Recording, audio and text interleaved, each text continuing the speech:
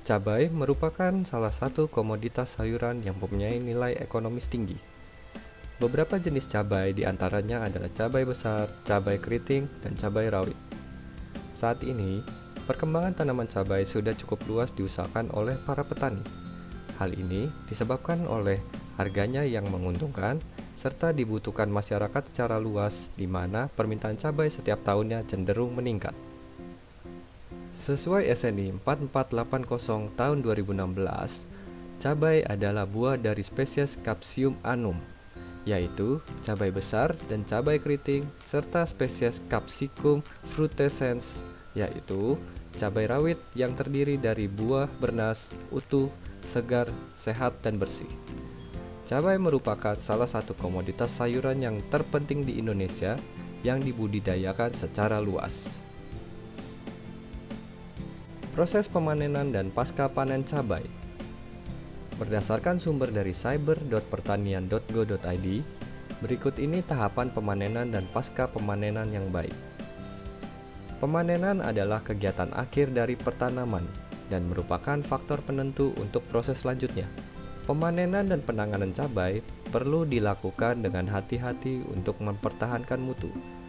Beberapa hal yang perlu diperhatikan dalam pemanenan cabai adalah 1. Tingkat kematangan cabai disesuaikan dengan tujuan penggunaannya.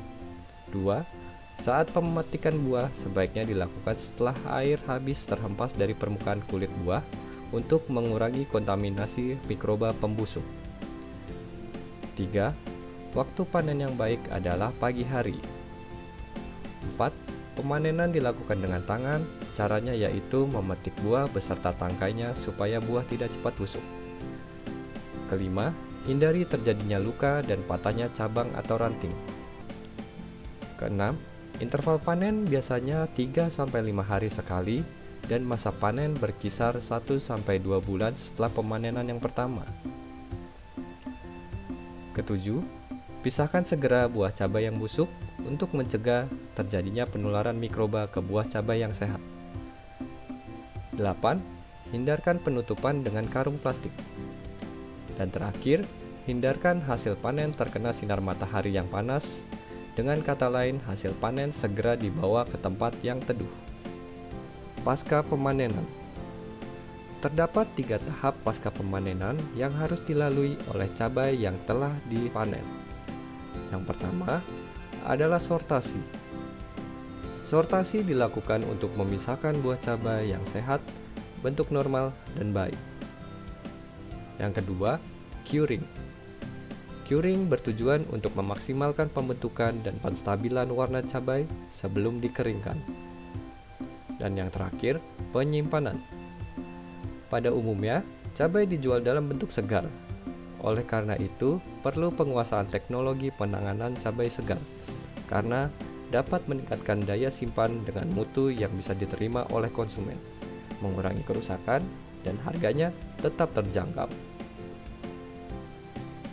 Syarat mutu cabai secara umum menurut SNI Cabai. Untuk semua kelas cabai, persyaratan umum yang harus dipenuhi adalah sebagai berikut.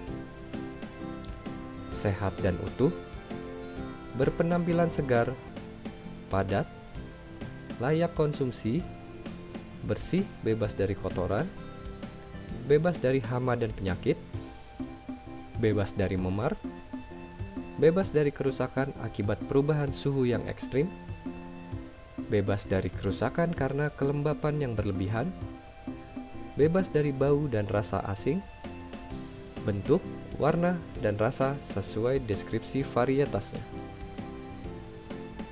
Selain syarat mutu cabai secara umum, terdapat syarat mutu cabai secara khusus, yang dimana di dalamnya terdapat pengkelasan.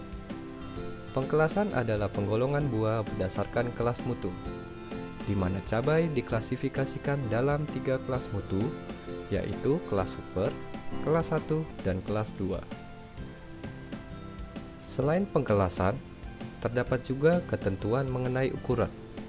Kode ukuran ditentukan berdasarkan panjang buah sebagai berikut.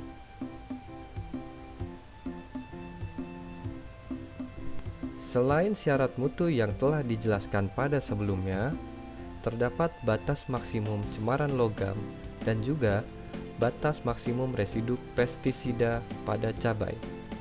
Berikut batas maksimum cemaran logam serta batas maksimum residu pestisida.